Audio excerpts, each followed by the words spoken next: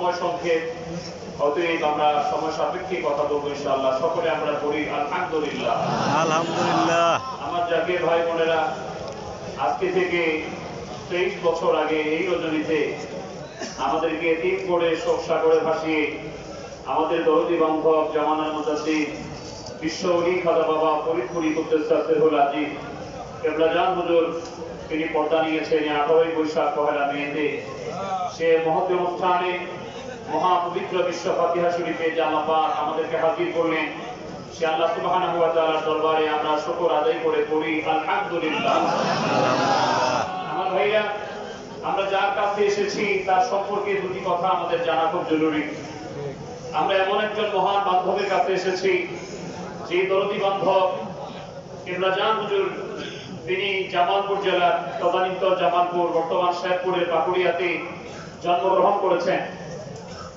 8 বছর বয়সে তিনার পীর তিনাকে নিজে সিলেক্ট করার জন্য তিনার বাড়িতে গিয়েছেন। তিনি বলেছেন যে 8 বছর বয়সে পীরের সন্ধান পেয়েছি, 10 বছর বয়সে আপন পীরের দরবার শরীফে খেদমত করার সুযোগ হয়েছে। কেবলাজান হুজুর তিনি দীর্ঘ প্রায় 40টা বছর আপন মুর্শিদের কদম মোবারকে নিরলস খেদমত করেছেন, আল্লাহ রাসূলকে পাওয়ার জন্য যে সাধনা করেছেন। একবার কেবলাজান হুজুরকে আমাদের দাদা পীর খাজা এনায়েতপুরী বললেন, বাবা, আল্লাহকে যদি পাইতে চাও তাহলে ত্যাগী হও। এই কথা শুনে কেবলাজান হুজুর চলে গেলেন বাড়িতে আমাদের দাদার কাছে। বললেন যে আব্বাজান, পীর তো বলেছে আল্লাহকে পেতে গেলে ত্যাগী হতে হবে। ফরিদপুরি আছে। দাদাজান বললেন, বাবা, এটা বড় কঠিন হুকুম, হ্যাঁ সকালে থাকতে পারবে না। সকালে বললেন, বাবা, তাহলে আমি যা পাবো আমার যা সম্পদ আমাকে সকালে রওনা দিমু দূরের মধ্যে ভাগ করে দুই ভাইয়ের মধ্যে যতটুকু ভাগ কেবলাজান হুজুর পান ততটুকু ভাগ আমার কেবলাজানকে দিয়ে দিলেন। দেওয়ার পরে সব আমাদের ওয়াজ ওইটাছে তো ওয়াজ এর আমার পীর খাজা বাবা ফরিদপুরি আল্লাহ রাসূলকে পাওয়ার জন্য, আল্লাহ এবং আল্লাহ রাসূলকে পাওয়ার জন্য আমার পীর কি করেছেন, এগুলি যদি আমরা বলি তার ত্যাগ তিতিক্ষার কথা, এগুলি তো কয়েক রাত লাগে।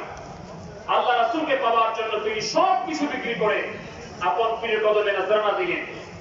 খাজা এনায়েতপুরী তাৎক্ষণিকভাবে একটু জ্বালানি হলো, বললেন, বাবা, পীরের কাছে যা কিছু নজরানা দেওয়া হয় এটা আমার আল্লাহর দপ্তরে জমা থাকে। এই শুরু হলো আমাদের আদর। এরপরে বললেন, বাবা, 2 দিনে একবার খাবা, 3 দিনে একবার খাবা, 7 দিনে একবার খাবা। অন্যদেরকে 2 বেলা খাবার দেয়, আমাকে 7 দিন পর পর অর্ধ চামচ ভাত, অর্ধ চামচ তরকারি দেয়। এইভাবে করে করে দীর্ঘ 40টা বছর আপন পীরের কদমে বিশ্ব ওলি খাজা বাবা শাহ সুফি আল্লামা মাওলানা ফরিদপুরি কুদ্দুসুল আজিজ খেদমত করলেন। আল্লাহ এবং আল্লাহ রাসূলকে রাজি আর খুশি করলেন। আমরা বলি আলহামদুলিল্লাহ। এবার একটি পয়েন্ট বলেন, আমরা কি বিশ্ব জাকির মঞ্জিলে আশা করে আমার পীরের দরবারে বিশ্ব জাকির মঞ্জিলে আসছি বিধায় তিনি বিশ্ব ওলি? আমরা যদি দরবারে না আসতাম তিনি বিশ্ব ওলি হতেন না। ব্যাপারটা কিরকম? তিনি যাকে রাজি খুশি করে আল্লাহর ওলি হয়েছেন, বিশ্ব ওলি হয়েছেন, জামানার মুজাদ্দিদ হয়েছেন। আমার কেবলাজান হুজুর তাকে রাজি খুশি করেছেন বিধায় তিনি বিশ্ব ওলি। তাহলে আমরা আসলাম কেন? আমাদের লাভ কি? আমরা এখানে আসে কি পেলাম? এত বড় মহাকামে, এত বড় মহাওলি বিশ্ব ওলির কদমে খেদমত করতে পেরে আমরা আমাদের জীবনকে ধন্য মনে করি। আমার ভাইরা, দীর্ঘ 40টা বছর আপন পীরের কদমে খেদমত করলেন। এবার বলেন, দীর্ঘ 40টা বছর কি তিনি শুধুমাত্র নামাজ কেমনে পড়তে হয়, নামাজের আরকান কয়টা, আহকাম কয়টা, ওযু কেমনে করতে হয়, গোসল কেমনে করতে হয়, টুপি কেমনে করতে হয়, দাড়ি কেমনে রাখতে হয়, জুব্বা কেমনে করতে হয়, কাপড় কেমনে করতে হয়, এইগুলি 40টা বছর ধরে শিখেছেন? এগুলি শিখতে গিয়ে 40 বছর সময় লাগে? আমার পীর জামানার মুজাদ্দিদ খাজা বাবা ফরিদপুরি আপন পীরের কদম মোবারকে 40টা বছর খেদমত করে করে ওটা হাসিল করেছেন। কেবলাজান বলেন, বাবা, আল্লাহকে আমি যেমনি ভাবে আপন পীরের মাধ্যমে রাজি খুশি করেছি, তোমরা যদি আমার কথা ঠিক মতো মানতে পারো তাহলেও তোমরা আমার আল্লাহকে রাজি আর খুশি করতে পারবা। আমার পীর বলেছেন, বাবা, আমার কথার মধ্যে কোনো ছুট নাই, আমার কথার মধ্যে কোনো মিথ্যা নাই, আমার কথার মধ্যে কোনো ভেলকিবাজি নাই। বাবা আমার কথা যদি তোমরা ঠিক মতো মেনে চলতে পারো, তাহলে দুনিয়াতে থাকতেই তোমরা নগদ বেহেশত কামাই করে কবরে শুইতে পারবা। তাহলে আমরা বাহ্যিক নামাজ এগুলি আমাদেরকে পড়তেই হবে। আমাদেরকে শরীয়তের নামাজ এগুলি পড়তেই হবে। তাহলে বিশ্ব জাকির মঞ্জিল আসলাম কেন, আমার বাড়ির পাশেই মসজিদ ছিল, সেখানে আমার ইমাম সাহেব আমাকে শরীয়তের নামাজ শেখাতে পারতেন। আমাদের বাড়ির পাশে মাদ্রাসা মুহতামিম সাহেব আছে, মুহাদ্দিস সাহেব আছে, তিনিরা আমাদেরকে শরীয়তের মাসালা মাসাইল শেখাতে পারতেন। তাহলে আল্লাহর ওলির দরবারে আসলাম কেন? আল্লাহর ওলির দরবারে আসলাম আমার আল্লাহকে পাওয়ার জন্য। আমার ভাইয়া আমাকে রাজান বলতে, বাবা ছোট্ট একটা আমের আঁটির ভিতরে বিশাল একটা আম গাছ লুকায়িত থাকে, এটা বাস্তব। একটা তালের আঁটির ভিতরে একটা বিশাল তাল গাছ লুকায়িত থাকে, এটা বাস্তব। বাবা একটা ছোট্ট বটের বীজের মধ্যে বিশাল বট গাছ লুকায়িত থাকে, এটা বাস্তব। বাবা ঠিক তেমনি ভাবে বামিস্তল 2 আঙ্গুল নিচে চামড়া হাড়, এর ভিতরে এক টুকরা গোস্ত, যেটাকে ইংরেজিতে বলা হয় হার্ট, বাংলায় বলা হয় হৃৎপিণ্ড, আরবিতে বলা হয় কাল। বুখারী শরীফের 13 পৃষ্ঠার হাদিসের দ্বারা প্রমাণ, আলা ওয়াহিয়াল কাল, এটা হচ্ছে কাল। সূরা হজের 46 নম্বর আয়াতের দ্বারা প্রমাণ, আল্লাতী ফিস সুদূর, কাল হচ্ছে মানুষের বামিস্তল 2 আঙ্গুল নিচে থাকে, বুকের মধ্যে থাকে। মুসলিম শরীফের হাদিসের দ্বারা প্রমাণ, রাসূল করিম সাল্লাল্লাহু আলাইহি ওয়াসাল্লাম বলেন যে আল্লাহ পাক তোমাদের বাহ্যিক অবস্থা দেখবেন না, ইন্নাল্লাহা লা ইয়ানজুরু ইলা সুওয়ারিকুম, আল্লাহ পাক তোমাদের বাহ্যিক অবস্থা দেখবেন না, ওয়ালাকিন ইয়ানজুরু ইলা কুলুবিকুম ফাআশারা বিআসাবিহি ইলা সাদরিহি। রাসূল করিম সাল্লাল্লাহু আলাইহি ওয়াসাল্লাম বলেন আল্লাহ পাক দেখবেন তোমাদের অন্তর দেখবেন, কাল দেখবেন। রাসূল করিম সাল্লাল্লাহু আলাইহি ওয়াসাল্লাম এই কথা বলার সাথে সাথে আঙ্গুল দিয়ে বুকের উপর বুকের দিকে ইশারা করে বললেন যে আল্লাহ পাক তোমাদের কাল দেখবেন। আমার আল্লাহ বললেন হাত থেকে বামিস্তল 2 আঙ্গুল নিচে। রাসূল করিম সাল্লাল্লাহু আলাইহি ওয়াসাল্লাম বললেন কাল পরিষ্কার হলে সব পরিষ্কার হয়। নবীজি বললেন হাদিসে মুসলিম শরীফের ভিতরে, আমার আল্লাহ দেখবেন তোমার অন্তর। আমার কিবলা জান হুজুর খাজা বাবা ফরিদপুরি বললেন, বাবা মানুষের বামিস্তল 2 আঙ্গুল নিচে যে কাল্ব আছে, এই কাল্ব হলো আল্লাহর ভেতরে মহাসমুদ্র। এই কাল্বের মধ্যে ডুব দিলে আমার আল্লাহকে পাওয়া যায়। আল্লাহ কিবলা জান হুজুর বলে, বাবা আমি এই বিচিস থেকে আম গাছ বের করা যাবে না, সেখান থেকে ভাঙলে আম গাছ পাওয়া যাবে না, তালের আটি ভাঙলে সেখান থেকে তাল গাছ পাওয়া যাবে না, বটের বীজ ভাঙলে সেখান থেকে বট গাছ পাওয়া যাবে না। বাবা আপনি যদি বটের বীজ থেকে বট গাছ বের করতে চান, তালের আটির থেকে তাল গাছ বের করতে চান, আমের আটির থেকে আম গাছ বের করতে চান, তাহলে এটাকে মাটির সাথে কবর দিতে হয়। বাবা এই দেল দরিয়ার মধ্যে যদি আমার আল্লাহকে পেতে চান, তাহলে দেল দরিয়ায় ডুব দিতে হয়। ওই দেল দরিয়ায় ডুব দেওয়ার শিক্ষা নিতে হয় পীরে কামেলের কাছে। এই জন্য তো আশেক বলছেন, ধর রে পীরের কদম, ওরে ওই কদমে নেসার হইলে পাবি মাওলার দর্শন।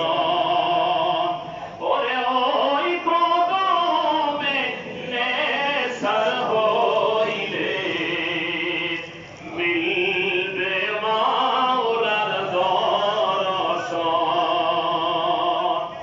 শোন বলি রে জাকির ভাই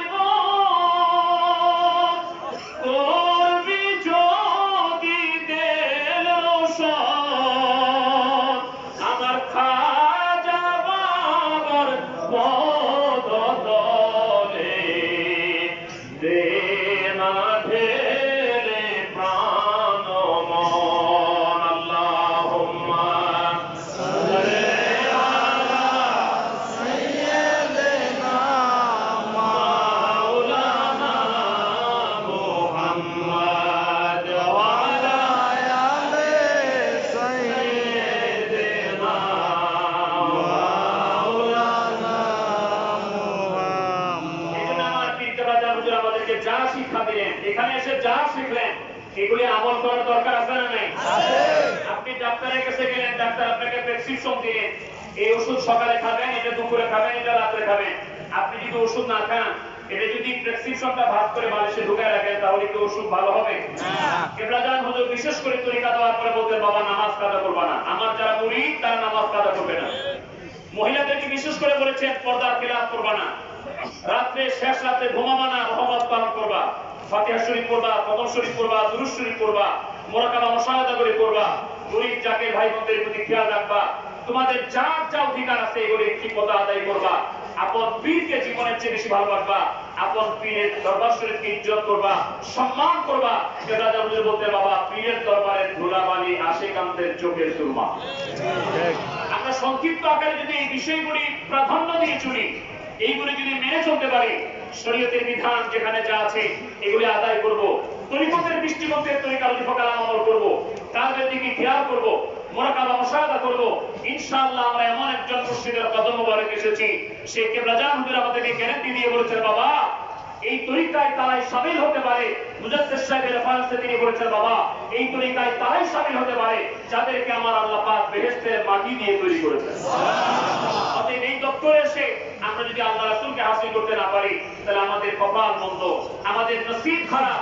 আল্লাহ রাব্বুল আলামিন যেন আমাদেরকে এই দপ্তরে এসে যে নিয়ামত আমার কিবলাজান হুজুর নিয়ে এসেছেন সেই নিয়ামত পরিপূর্ণ অর্জন করার তৌফিক দান করেন। একটি কথা বলে শেষ করছি, সেটা হলো এই দপ্তরে আসলে নিঃসন্তানকে আল্লাহ সন্তান দেয়, অসুস্থ মানুষকে আল্লাহ সুস্থ করে, অভাবীর আল্লাহ অভাব দূর করে।